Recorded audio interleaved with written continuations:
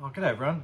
My name is Brad, and welcome to Brad's Books channel, where I just really talk about books. A lot of the times, it's Practical Magic series or the Wicked series, and yeah. But I say that I like to branch out to other kind of like building, fantasy, kind of romance kind of books.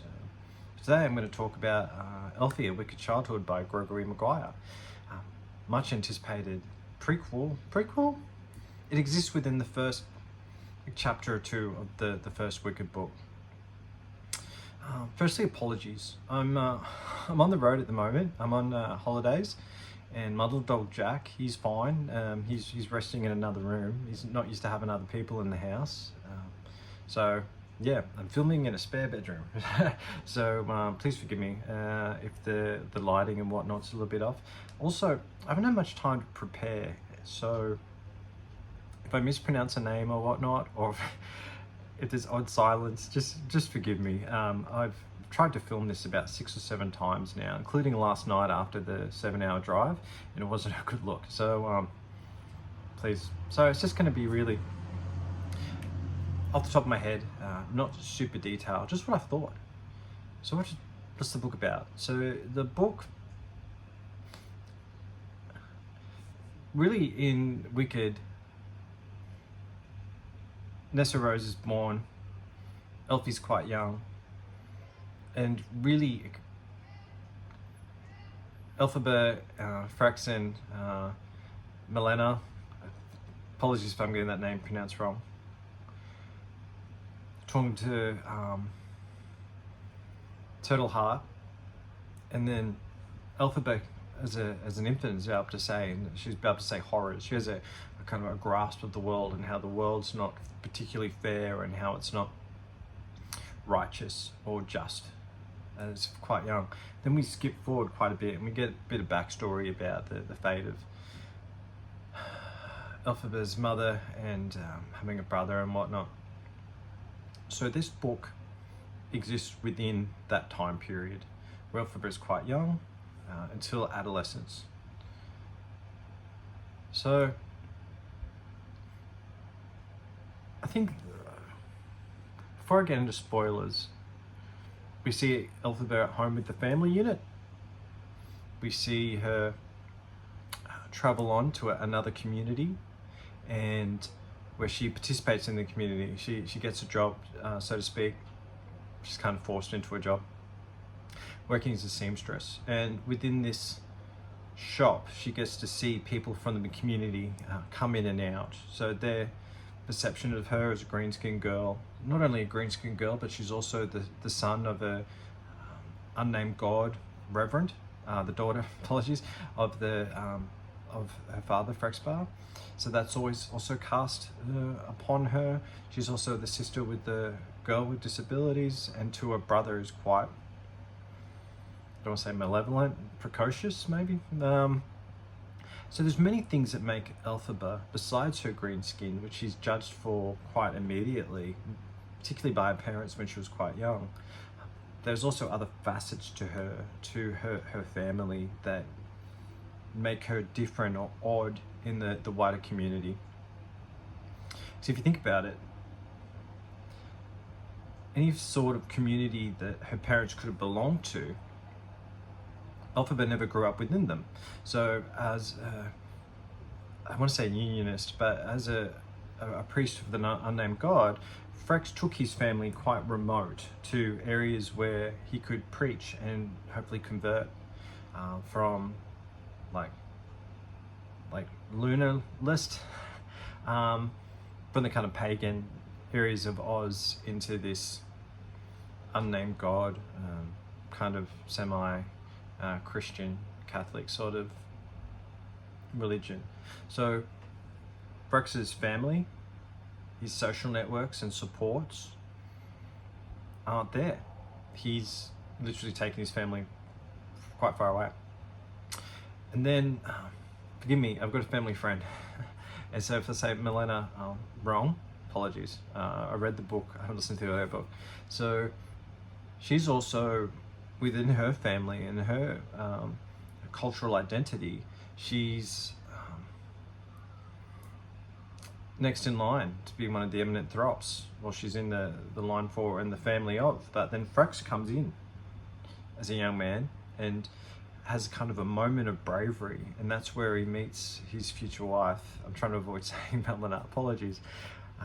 And she sees that, and that passion and that youth in him, and the fact that he's not what the family have planned for her. So she runs away with him. So once again, that kind of connections, cousins, neighbors, people who potentially could understand Elphie as far as the Green Skin go, completely aren't there. Both parents have run away from their roots to this new land where they find it difficult to meet new people because of the way that they are, be it religious or seen as her ladyship, who thinks she's a bit too high and mighty, and who invites the men folk around quite often. There's lots of different things. So Elphie has been looked down upon and been isolated since before she was born with green skin. So that's interesting. And that follows her throughout her life. It's not also always just the color of her skin, it's the connotations of family. But anyway, what did I think about the book 6 minutes in? I really enjoyed it. I really enjoyed it. I thought what was really great is that I knew Gregory Maguire wouldn't do this, but I just was thinking to myself, Wicked, the musical, and the movie have been massive. And yeah, they're great. I love it.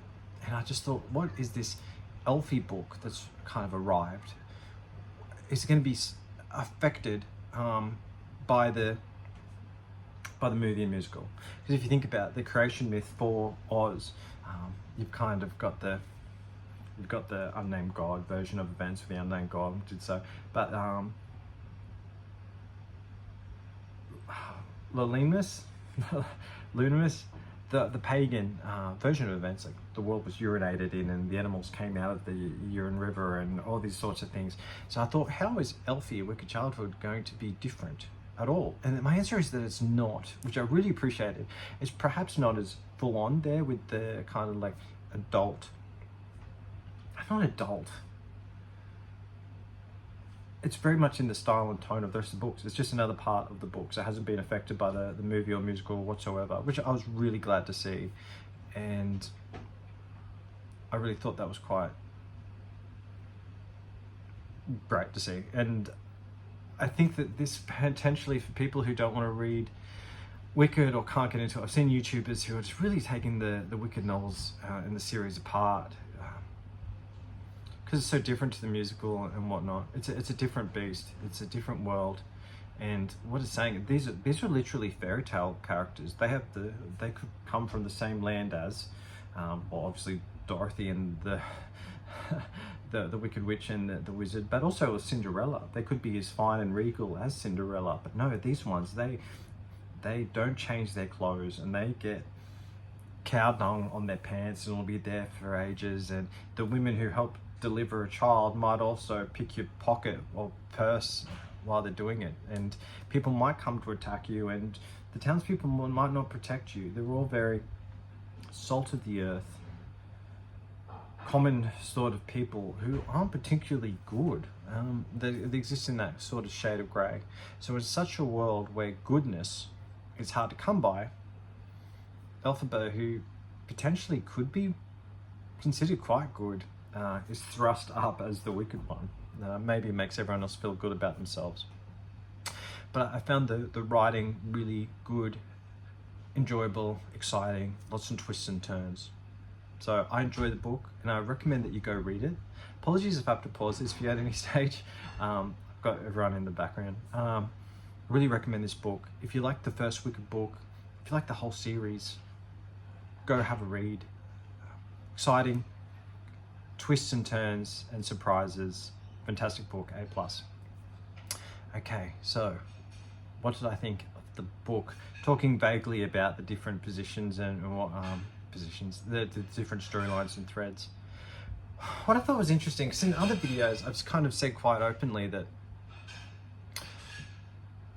like, Frex, that he was a man with an unnamed god, but he expected his social position to be higher, and like if he expected, I don't know, to be like a pope or something, probably perhaps not that high, but as someone quite high up in the religious order. But yet he's in these back streets, and is his faith in the unnamed God true? Yes, but is it something that he do as I say, not as I do, and it's something that only for the lower commoner people of Oz, they can actually follow the actual word. Sure, he was against the TikTok dragon and such like Leninist magical kind of ideas, but he walk to walk and talk to talk. And also another point in there, like when Elphie was first born, she was like evil. She was like a result of him leaving his wife when he went off and preached, and perhaps not doing his job good enough in converting the local people.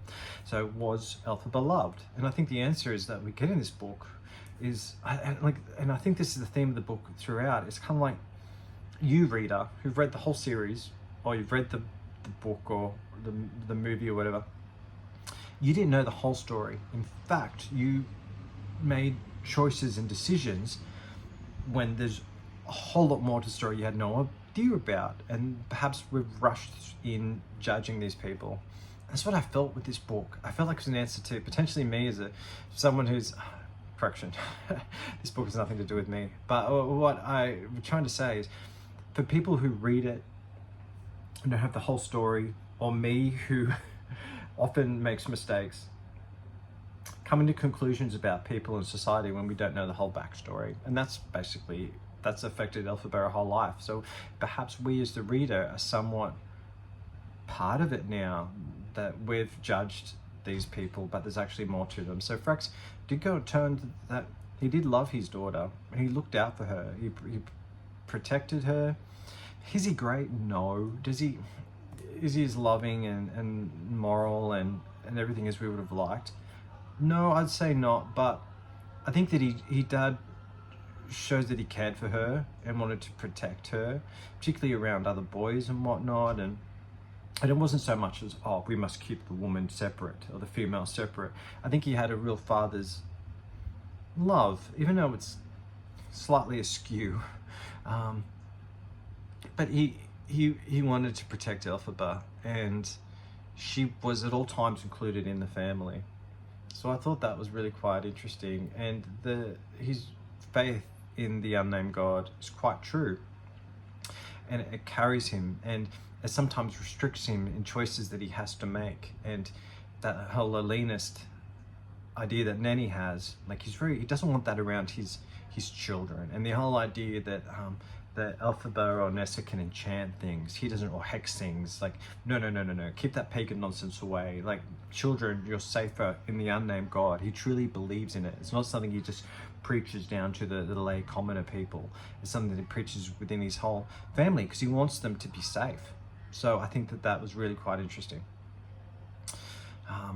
There's a lot more to Frex. And now Melena, apologies again, people are probably like pulling their hair out, like, Brad, just pronounced it properly for once. I'm sorry. How I'd really painted her previously is that she was just kind of like, she was raised in this society where she was privileged, and she was going to remain privileged, and she was going to have suitors lining up the door, and she took on those suitors. That she kind of made a rash, wrong decision when she was young when it came to Frex, and that she's kind of living with it now. And her relationship with Elphie is really kind of like, Nanny, just deal with it. So I thought that was my kind of like my notion of her. But what I've seen in this book, especially when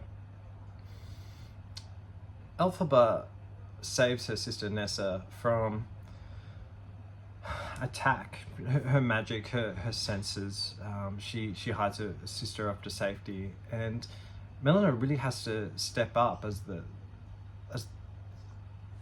adult present, as a parent protecting her children, as really the head of the household. Because, like, spoilers, there's a surprise there when Turtle Heart, he was killed, and these people wanted her to answer for it, and the woman that she could have become, the woman who wasn't living as a wife of a priest of the unnamed God, who was didn't have servants or women to help deliver her young. The woman who really lived in this kind of like provincial world that she had never really expected. She stood tall and she protected her children, and she got a really easy choice. Well, if she didn't love Elphaba, she got a choice. Just give us one of the children. And she couldn't. It wasn't, Elphaba wasn't like, take her, she's evil, she's green, she's a representation of this, this, and this, and this. She makes our life harder. None of that. She didn't, she protected her children. And that was, I thought that was great to see. It was, well, Elphaba's had this kind of unusual relationship with her mother and father, potentially while not totally accepted and totally loved, there was a semblance of family there. And I thought that was just really, really interesting. And that's what I really got from this book. And it's like, you thought you knew Elphaba's parents? No, you didn't. It's just so interesting how Elphaba views her parents, and then when she later on becomes a mother to Lear, my favorite character, lovely, which she does absolutely like even less. Or is she the mother to Lear? If you haven't read those books, who knows? I'm not going to spoil anything. Go ahead and read Son of a Witch. But she was in that role to him. So what did she do? Well, fair enough. She's just been labelled wicked. She's been outcast from society. She's lost the love of her life. She's lost her father. She's lost her sister. She's lost her best friend. Like, she's kind of out of it at a mortuary. She's not in the best, healthy position. But that my idea was a lot more solid that Elphaba had passed on intergenerational trauma to Lear. But now after reading this one, I don't think it's as cut and dry as I thought initially. I'd love to know what your thoughts are. I think that's really quite interesting there. But I love the opportunity to get to know more about her parents and the fact that, like, Turtle Heart, he was killed by Eminent Throp's family. He was just asking for help, really, for his people, and that Frexbar admitted that he had a like romantic inclination towards Turtle Heart as his wife. And interesting that this man could come into a family, because the children loved him as a perhaps uncle or father figure, kind person, and there was romantic feelings between Frex and Melanie and Turtle Heart. The family fell in love with him. It was almost like he was the missing piece. So what did he give? Kindness, calmness, steadiness, forgiveness, wisdom, listening. All these things that seem to be missing in the household.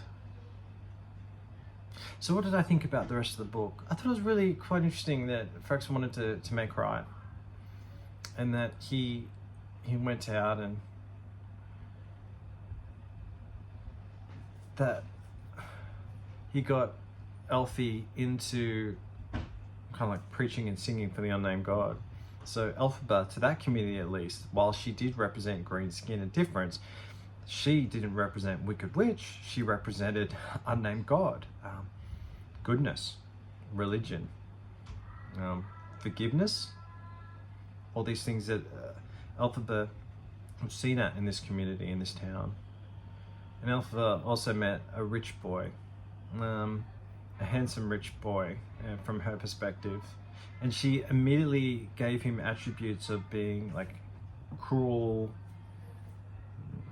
not caring about others and whatnot. And it couldn't be further from the truth. And his friendship, if she allowed his friendship, actually went on and really funneled her path forward to Shiz. So, I don't know what music that is playing. So, a friendship. And unfortunately, he didn't get to reap the rewards of that friendship, but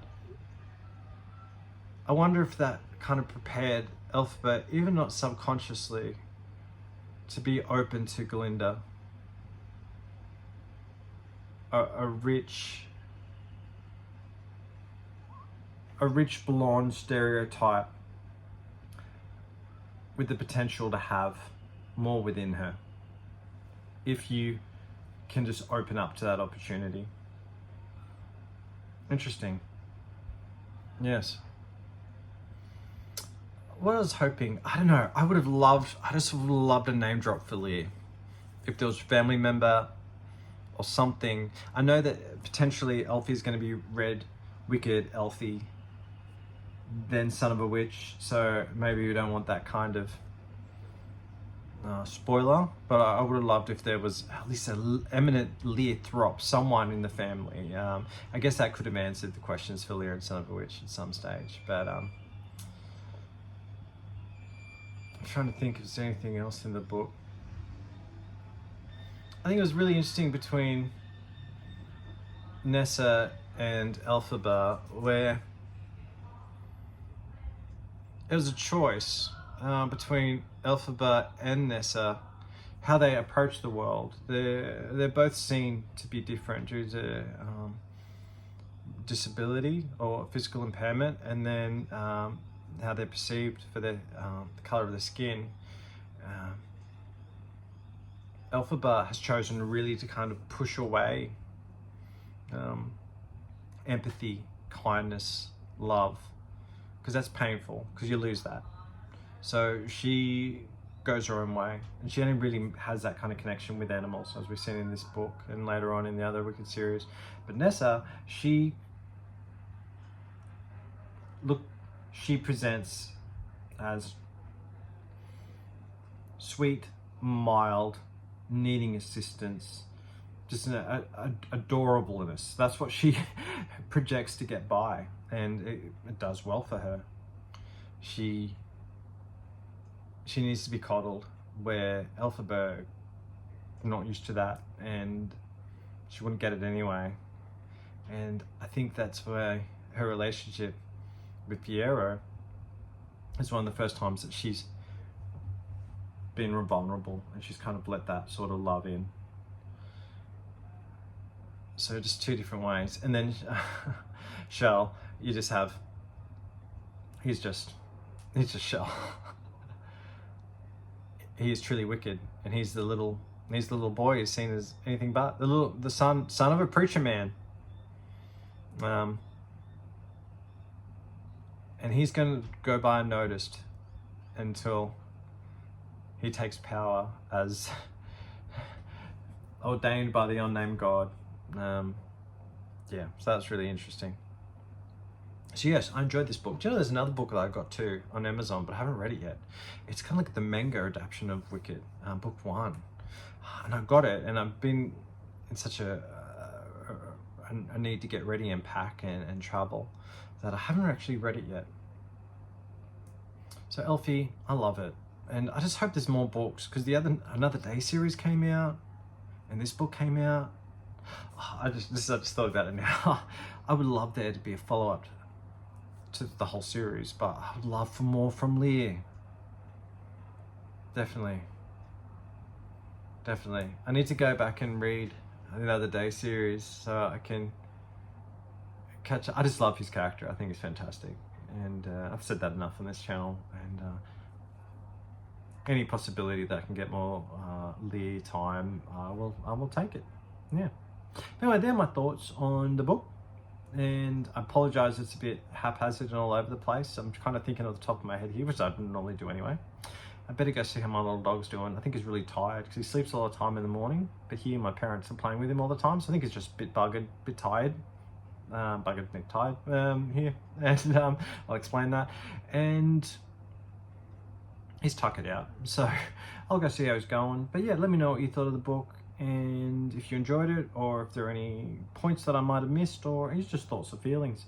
But anyway, hope you have a good day, and good to talk to you all. And if you've got any more recommendations for any other books, please just put them in the comments, and yeah, I'll have a perusal. All right, take care, guys. Bye.